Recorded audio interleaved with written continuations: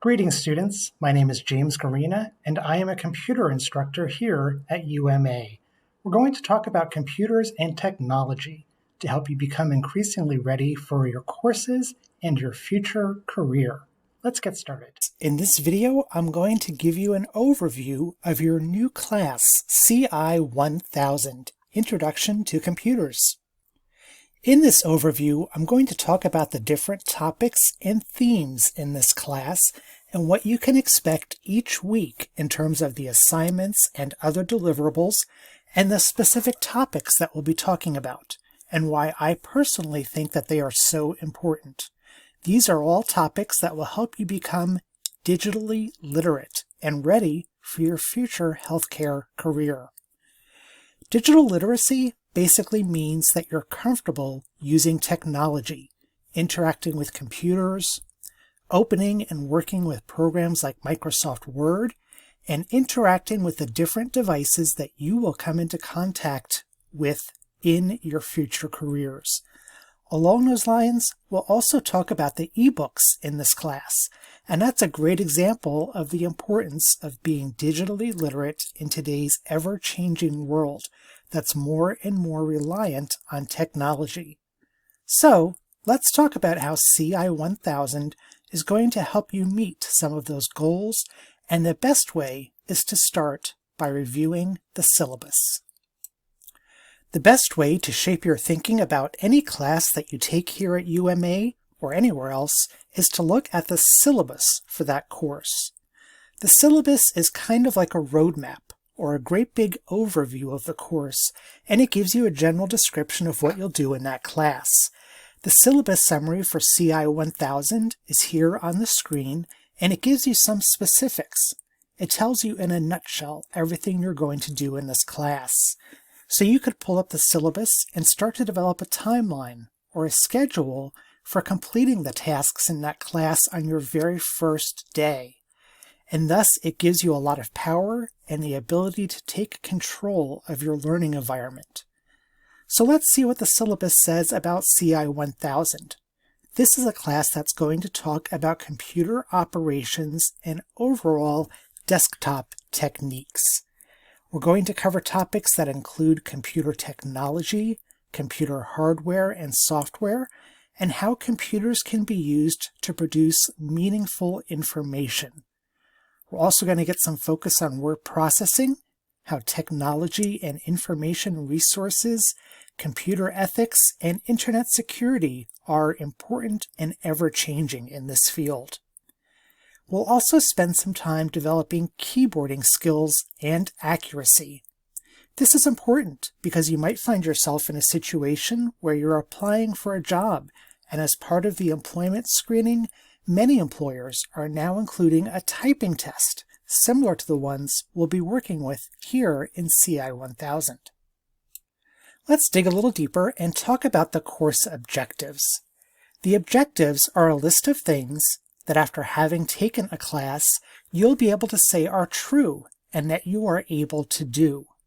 So these objectives are things that this course is going to help you achieve, and you'll find these as well in each class that you take here at UMA. Specifically, for CI1000, you're going to investigate basic operating system features.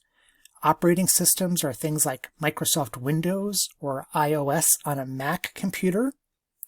You'll illustrate a knowledge of APA formatting and plagiarism. You'll be able to develop documents using word processing software. And of course, in this class, we're going to be using Microsoft Word for that goal. More on that in a few moments. We'll be able to demonstrate Internet Research Protocol, how to find information on the web. We'll talk about the major ethical and security issues related to browsing the internet, things like hackers and viruses, and how to keep your computer, yourself, and your company safe from these types of threats. And finally, we're going to focus on that keyboarding technique that's going to be a big part of the beginning of our class. Now, let's look at some of the resources you'll be using and accessing during your time in CI1000. First off, our textbook in this course is Discovering Computers 2018. You can access the reading for those assigned sections each week by finding the blue link, which you'll see towards the top right of your screen, and the title of what the reading assignment is. For example, the one I'm showing here on the screen is our first reading, a selection of digital reading about programs and applications. You would simply click on that title to open the Cengage site and the relevant sections of the textbook that have been assigned to you to read. Each week also has a roadmap that you're seeing in the third little part of the screen. In this video, I'm going to take you through the 5 weeks of CI1000. I'll talk about the assignments and the deliverables and the big topics, but you don't need to watch this video every week. Simply click on that roadmap at the beginning of the top of each week's page, and that will pull up a roadmap with details specific to that week. Here, for example, is the roadmap for week 1 of CI1000, and you can see it's breaking things down into steps that you want to start by reviewing the week 1 introduction video. It recaps the objectives relevant to that week, and then there is the instruction tab. This is where you'll find a treasure trove of informational videos, like this one, created by the instructors to help you gain a better understanding of those objectives. So what I'm going to do for the balance of this video is talk about the different weeks. I'm going to go through week by week. I'll tell you what's going to be due that week, what we're going to focus on, and then I'll flip over briefly to one of the key topics that we talk about that week, just to give you a little taste of that information and the topics we'll be discussing in CI1000. So in week 1 of CI1000, we're going to have all the things you might expect: discussion threads, interactive modules, an assessment, assigned readings, and some keyboarding lessons. One of the nice things about every week of all of our 5 weeks is that they follow this similar structure.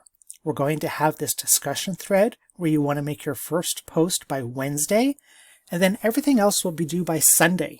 Your interactive modules, your assessment, your assignment, and your readings that will help you to be successful with those graded activities. Specifically for week 1, our discussion thread is going to be an introduction to our computer operating systems. Note that this week, instead of a traditional assignment, you'll be completing a series of keyboarding lessons that are built into the course. Once you've completed these lessons, you'll earn the same 50 points you could potentially earn through a traditional submitted assignment. Finally, for this first week, the reading materials that we'll cover are shown here on the right, and include some information on office ergonomics, which is going to be one of those topics that we cover throughout our class. So as promised, I'm going to veer off a little bit after each week's summary to talk about one of the key topics that's covered that week, and you'll see these topics typically span several weeks because they're incorporated throughout the class.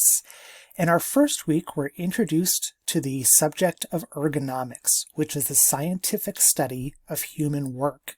It considers the physical and mental capabilities and the limits of workers as they interact with tools, equipment, work methods, tasks, and their working environment. Office ergonomics is a branch of ergonomics that deals specifically with the office environment. In recent years, the main focus of office ergonomics has been on computer work due to the rapid increase in computer use in the modern office and the associated increase in injuries. People are an essential part of every business process and critical to delivering quality products and services. It's especially costly when a person becomes injured or ill, given both these direct costs and the loss of the valuable services provided by that person. Ergonomics is a tool which business owners and managers can use to help prevent these injuries in the office. It can reduce the risk of injury by adapting the work to fit the person instead of forcing the person to adapt to the work. In addition to injury prevention, ergonomics is also concerned with enhancing work performance by removing barriers that exist in many workplaces that could prevent employees from performing to the best of their abilities. So another benefit of applying ergonomics to office work is that it helps people work more efficiently, effectively, and productively at their jobs. The application of ergonomics in your workplace or in your home is a creative process, and to be successful, it might require new approaches to routine tasks. While we'll focus primarily on office applications, you'll want to consider how these conditions might also be present in your home or wherever you complete your coursework. Okay, so back to our overview. Week 2's discussion thread will focus on those ergonomic concepts we've been discussing. We'll have some readings about today's technology, and the Week 2 assignment is the second set of typing lessons. These will culminate in a timed test looking for you to type 30 words per minute with at least 90% accuracy. This can be a hard goal to achieve, especially if your current keyboarding technique does not use the proper form that you'll learn about in this class with the help of our lessons and supplemental materials.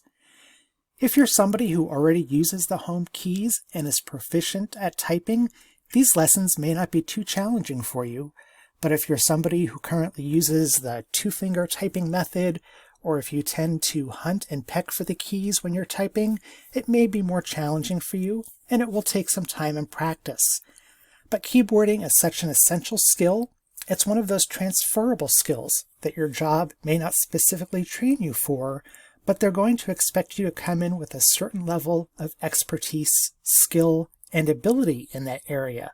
So that's why instead of the assignments in those first 2 weeks, we're going to spend some quality time in CI1000 making sure that your keyboarding skills are up to snuff and giving you the tools and options to continue that practice and success long after the 5 weeks of CI1000 have come and gone. So keyboarding is one of those skills that will come up throughout the class, and we've already talked a little bit about why it's so important, but developing those efficient keyboarding skills will really help you be successful in a variety of areas, professionally, academically, and personally. In week 3, we have several areas of reading on data, operating systems, programs, and applications. This week we'll start getting really into the nitty-gritty of how your computer works with that operating system, and we'll begin our work on developing a good comfort level with word processing. This week we'll be returning to more traditional assignments that you'll create and submit by Sunday each week, and we'll begin by having a Word document in which you'll basically be transposing text. You don't really have to come up with your own text. This assignment will give you some paragraphs, and you're basically just going to be creating a new Word document that contains all of that text and information in it. The goal this week is learning how to properly save and name your files and being able to share those files with others. As you can tell, another one of those recurring topics in CI1000 is operating systems. The operating system, you'll often hear that referred to simply as the OS, is a group of programs that controls how your computer functions. They're what make it work and what enable you to interact with the computer through clicking on icons or tiles or pulling up programs and being able to create things like a Word document. So that operating system is the most basic, fundamental system in your computer. Examples on your computer might be Microsoft Windows or Mac OS. In week 4, we're going to keep digging into Microsoft Word. We're going to be talking about it in the discussion thread, and we're going to be creating another document. And this time we'll include some fancier elements like hyperlinks and a citation, and our readings will support the importance of citations and the impacts of plagiarism. One of our key goals in CI1000 is to get you comfortable using Microsoft Word, including the tools and the ribbons that you'll see at the top of the document. This is a quick preview of the Microsoft Word program, where you can see the ribbon I referred to on the previous slide. You'll need to use Microsoft Word in particular to be able to completely meet all of the criteria in the assignments in CI1000. If you don't currently have a working copy of Microsoft Word, reach out to your instructor or your academic advisor. As a student, you can get free access to Office 365, so there's no reason you won't be able to have the tools you need to successfully learn this software and meet all the objectives for this class. Finally, in week 5, our assignment is going to be continuing our progress on that Word document we created in week 4. Using the document you submitted the previous week, we're going to add an image and jazz up the fonts and the words and the title in that document. And in our discussion, we'll talk about online and network security. We'll talk about how to avoid things like computer viruses, how to evade hackers, and how to keep our computers safe from things like worms. Obviously, it's not the worm you're seeing on your screen now. We'll talk about that more in week 5, but we will get you prepared to be ready to handle these types of challenges as you head into the digital world. So I hope this overview has gotten you excited to take that next step to become more digitally literate. Whether you're already pretty tech savvy or just starting to use a computer, we're going to advance your skills and get you increasingly ready to enter the professional world where technology is ever present. I hope you found this information useful and informative. If you have any other questions, reach out to your course instructor. Or, if you need help, reach out to your advisor or academic support. Thank you, and have a great day.